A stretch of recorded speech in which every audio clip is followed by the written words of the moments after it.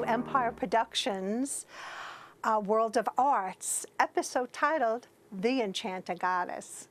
Hi, I'm Joan Becht Willette, and I am the Enchanted Goddess. I'll tell you a little bit about myself. It started as a child. I believed in love, in magic and miracles. My favorite saint, Saint Joan of Arc, who I'm named after, was a real kick-ass saint who was really creative, a leader, and believed. And she has led me through many a journey charging through the creative landscape of my life. I was raised out in Long Island. I have 7 brothers and sisters. My mom was an artist. Her mom was an artist, and they painted prolifically. My sister Mary now, she paints, and I'm starting to paint as well, which is very exciting. My dad is a teacher, was a teacher, became a principal, and he's the master of reinvention. He became a lawyer after he retired from a 35-year career in education. And I guess that's where I got some of my ideas of reinvention. There are 4 of 8 children that are teaching. I have a brother who's an attorney. I have also 4 siblings who are in business. In the backyard, we created magic. We had plays, we made flower chains, I made jewelry, we sold lemonade, we sold tickets to the plays, we wrote, we sang, we danced. It was really beautiful, and it planted the seeds for my creativity going forward. My mom, one of the miracles that happened in my life was a dream as a child was to be published. And there was a story published in this book, These Winter Months, the Late Orphan Project anthology. It's edited by Anne Bourne of Birch Press. And I have a piece of work published there, yay. This can happen to you too, guys. That's what it is an enchanted life.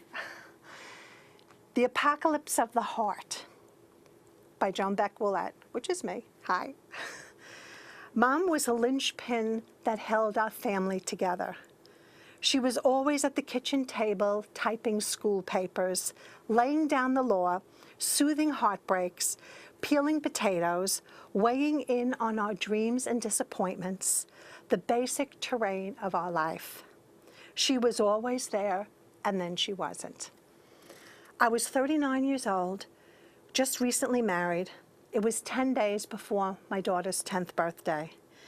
I suddenly jumped to the head of the adult duty line, no longer just the second child in a chorus line of 8 siblings, with grief that cut off my air supply. I rallied to pull my familial tribe into action through the apocalypse of the heart. We had to hit the reset button big time with my dad, suddenly shipwrecked after a 42-year journey through turbulent and tender waters of marriage and raising a family. Our family was lost at sea, rudderless. I put on a brave face, wrote and delivered the eulogy, and had my daughter's 10th birthday party 10 days later after we lost my mom. I felt like the earth was off its axis. I didn't know where I was tethered anymore. I soldiered on. Hence Joan of Arc. I was a mother now myself. I had to show up for my daughter and love her in the life of the living. Even though I felt the loss of my North Star and an apocalypse of my heart, my mom's love and strength coursed through my veins. These are the seeds that were laid down for me throughout my life. Creativity is, I believe, is the portal to transformation in our lives. My next stage of my life is I became a teacher. I taught special education for over 30 years. It was a field of creativity within an institutional setting.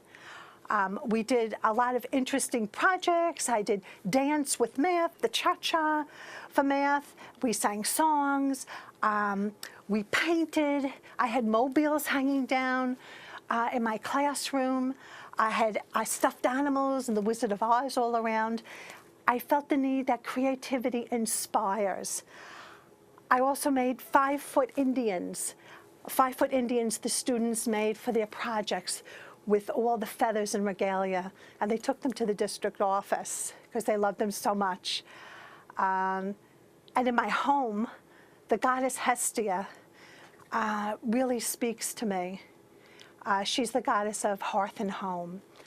I realize that creativity comes in many forms.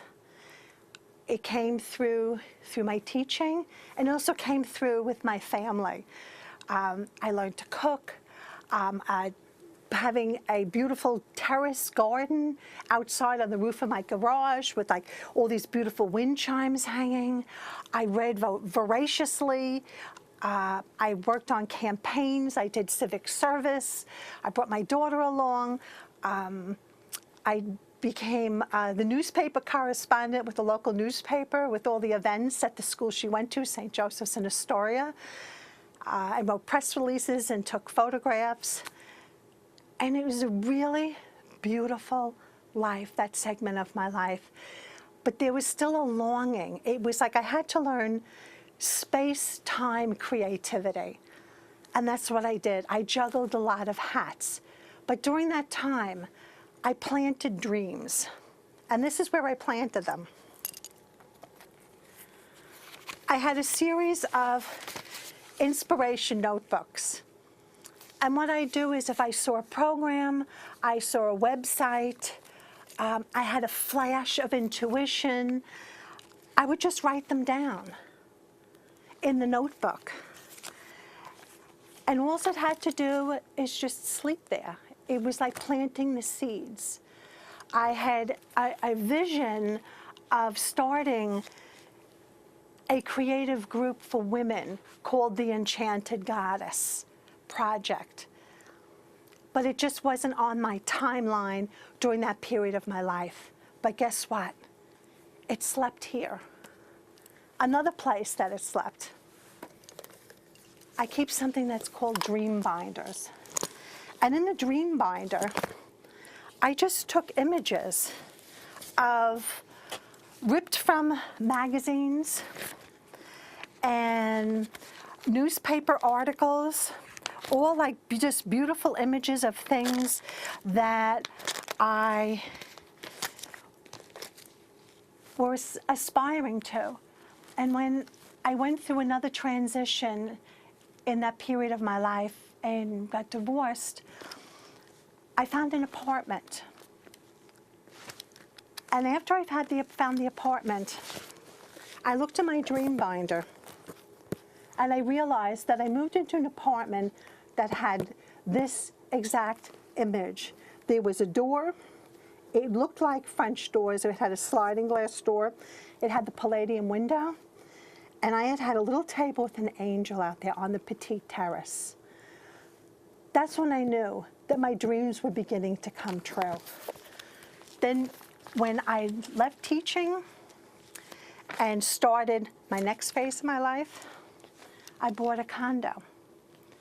And again, looking around and seeing where there was, I love Astoria. I've been living in the Astoria, Long Island City area for like decades. It is like so full of like the best food, culture. There's Queens Council of the Arts, which like totally rocks, like check them out. There's tons of art galleries, open mics, Astoria Bookshop, which is awesome. So here is the image of my dream binder. I moved into something just like this, floor-to-ceiling windows. I saw this about 6 months after I moved in. So this stuff works.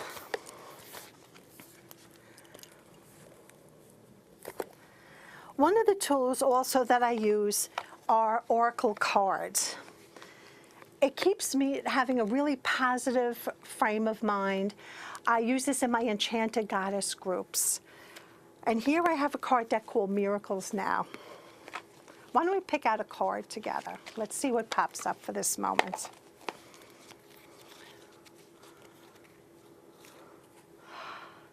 Peace is in my pulse.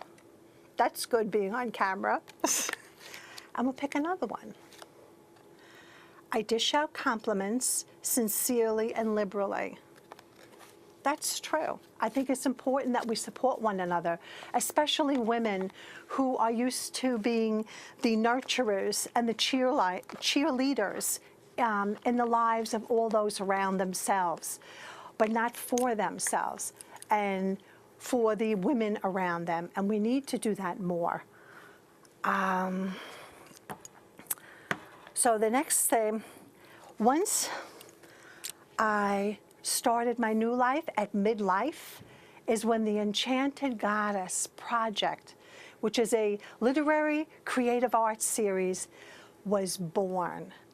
And I was so excited, and I'm going to tell you about that journey.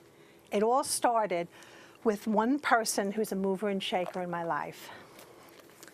Susan Ariel Rainbow Kennedy, AKA Sark. She is a prolific author of creative books. She's been writing for 30 years. I have had all of her books. I've bought them over the years. I've read them voraciously. I've written down in my inspiration notebook the things that I wanted to do.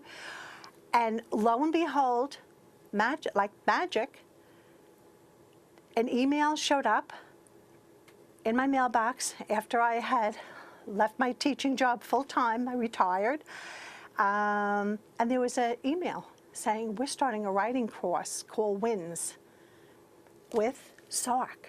I was so excited. I'm going to read a little bit about the type of books she reads. And here's my bookmark, Joan of Arc, Voice of Truth. Stand strong, focus on your purpose, release the fear of persecution, and speak your truth. So true for all of us and for all my enchanted goddesses. This one, the passage that I chose from Sark's book is, a room of your own. Women need a space to be creative. Creativity thrives in solitude. It can be a tiny space. When I was 10 years old, my grandfather had a little house built for me. I had electricity, windows, and a Dutch door. I immediately moved in. Now that I'm 42, I live in a magic cottage. It's a 180 square foot former tool shed, not much bigger than the playhouse of my childhood. I had bells on my door. This gave me the privacy and solitude for my creativity, and hello, to write 18 books, which she sold several million all over the world. Women live such accessible and intimate lives. We are often physically or psychically open to other people. It is even more important then to have rooms of our own. And that's true, because many women in midlife go through a huge change of where they stand in their lives. And many end up being, alone, as whether they're divorced or a widow. Their children move on to college, apartments of their own. And it's saying, it's time for myself. And it was in this course with Susan Ariel Rainbow Kennedy that I realized that the Enchanted Goddess Project, it was time, but I didn't know what form it was. And as it goes, I had watched New York One and saw Audrey DeMola. And she's like the wild poet of Queens here, and she's the director of Socrates Park. And she is like this wonderful catalyst for the arts community here in Queens. And she just took me right under her wing. Decades span, our ages. She was like, come on, girl, let's just go do it. And with her generous spirit, I was then ushered into the Queens art scene. At Queens Council of the Arts, I went to the first literary town hall. Audrey showed me, went to open mics with me. I didn't even know what an open mic was, but it's funny. I had found a microphone in the dashboard of my car about 6 months ago. And I said, isn't this funny? I didn't know what an open mic was. I didn't know that standing in the auditorium in the morning at the school I was teaching, and there was like a couple of hundred kids that I had to keep order, I had a microphone. And I did this for the last 3 years of teaching. So I said, isn't that something? Again, planting seeds. I then realized the Enchanted Goddess Project would come through with women communing together, collaborating together, and discovering what their creative venue was. So I started the Enchanted Goddess writing series with a group of 10 women. We met at the Astor Bake Shop, now at Astoria. I don't know the name of the shop, but we would sit there, we'd break bread together, and we would sit and write. And I would bring cards, like the goddess cards, as writing prompts. Like Bridget, don't back down. Stand up for what you believe is right.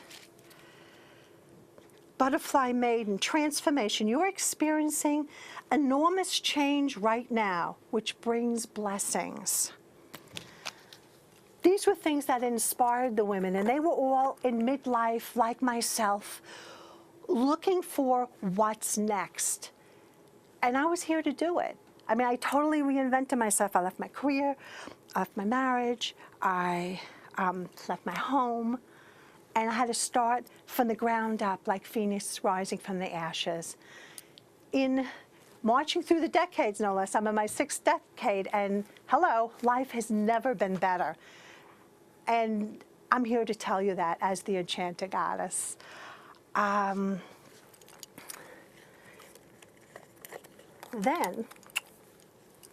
the next thing that happened was, as I had the groups, and we did a reading discussion group, and I had the women each month, I would pick a different book, and they would build their own curated transformation library. And we discussed, and it started to shake things up. And we'd read a book like Marianne Williamson, A Woman's Worth. We'd read Succulent Wild Woman, Sam Van Brecknock, Something More. And it just started the discussion. And we meet out in the community, and other women come over, what's going on? And it was just, it's so beautiful, and it's 3 years strong now. The other thing that happened, which is really pretty amazing, from taking the writing courses and starting the Enchanted Goddess Project, a literary creative arts series, is I got published. I was writing more. And another place that I was published in is the Newtown Literary. And I was so excited. I wrote about one of my favorite places. And it's called Paradise Found in Socrates Park. Again, it's funny how the threads follow. I wanted a house by the water, and my condo ended up being near the East River. Audrey DeMola on New York One and in a local paper, I end up meeting, and she ushers me into the art world, and she becomes the director of Socrates Park. And here I am, I write a piece about Socrates Park, which, by the way, a miracle. This was published like 3 years ago. I was able to read this at Bridget Bartolini's Astoria, Long Island City Love Letters. And she has a fabulous 5-borough story project. And it was such an honor to read this poem at Socrates Park in the community where I live. I mean, life just doesn't get better being a goddess. Paradise Found in Socrates Park. Arms outstretched, standing stalwart, embracing all seasons, beckoning fellow travelers to reconnoiter, providing respite from the brutal heat of life and shelter from the storm. Soothing verdant foliage bursts against the sky. Many an adventure under your canopy, savored. A veritable aviary amidst the urban scape, bursting into exultant song, soothing the savage beast that lurks beneath our walking garments exhale. That's only just part of the poem here.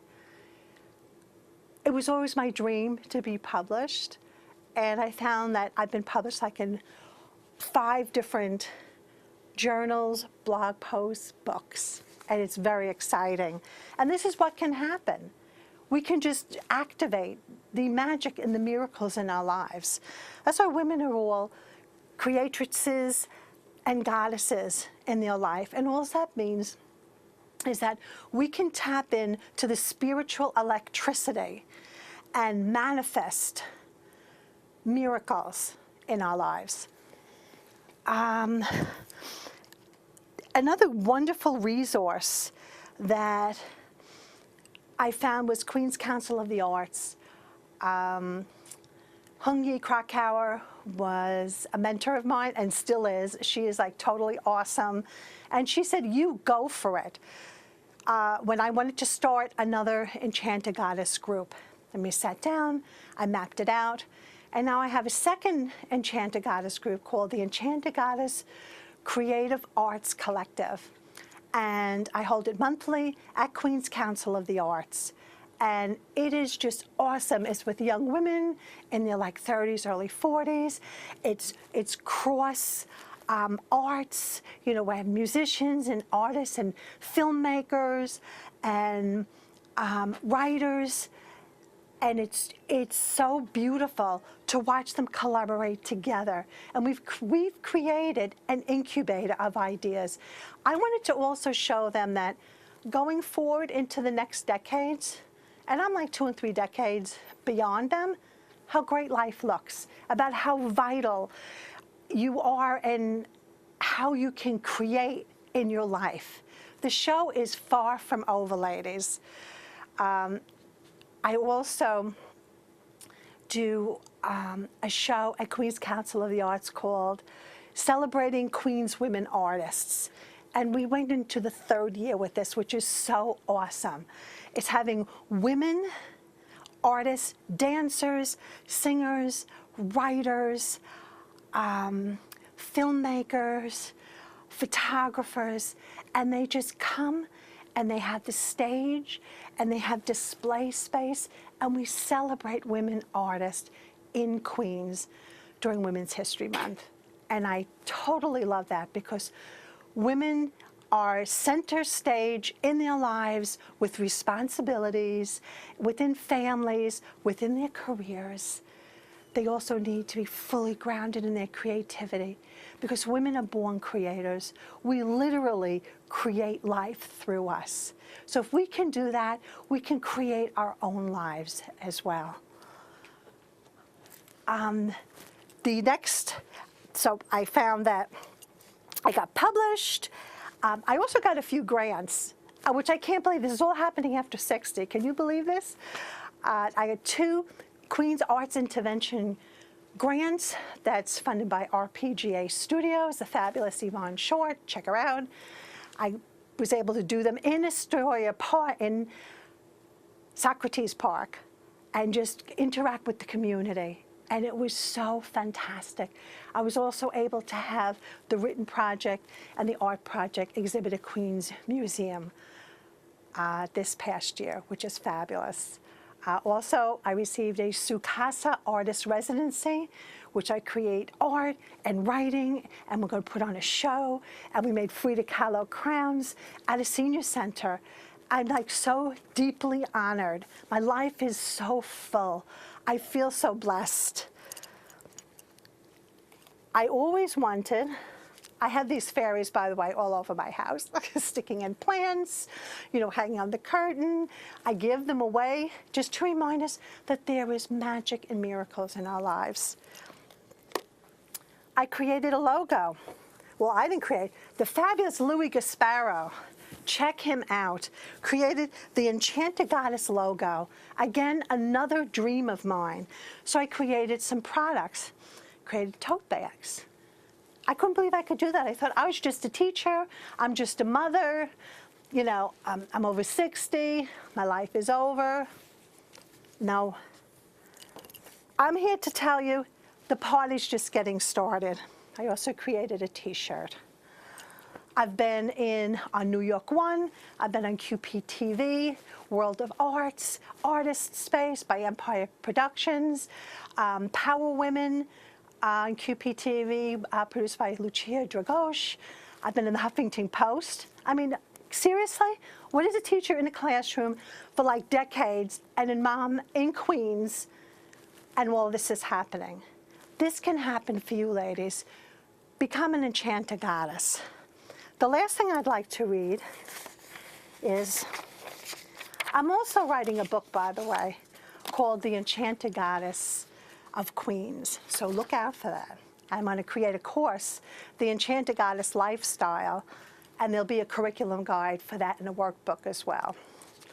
Here's a poem that kind of embodies the Enchanted Goddess spirit. She walks in wonder.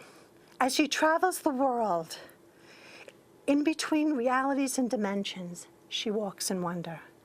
As guidance flows through her with lightning speed and urgency, she walks in wonder. As visions flash before her in multicolored chaos and clarity, she walks in wonder.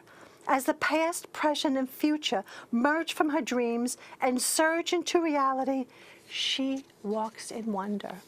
That's just like a little piece of the kind of work that I do. I live an enchanted life.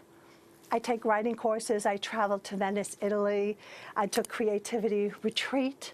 I went to Portland, Oregon, and met my mentor, Sark, and learned some more creativity tips on how to live a creative lifestyle. This is open to all of you women in Queens. So come and follow me on Facebook. I'm Joan Becht Willette. On Facebook, follow the Enchanted Goddess Project on Facebook. Also, my website is joanbechtwillette.com. I'd like to thank you for coming and just sharing this experience with the women in Queens. And I'd like to thank Empire Productions and QPTV, Susan Ariel Rainbow Kennedy, Audrey DeMola, and all my goddesses in my groups. You are the angels that reap the miracles in my life. Thank you.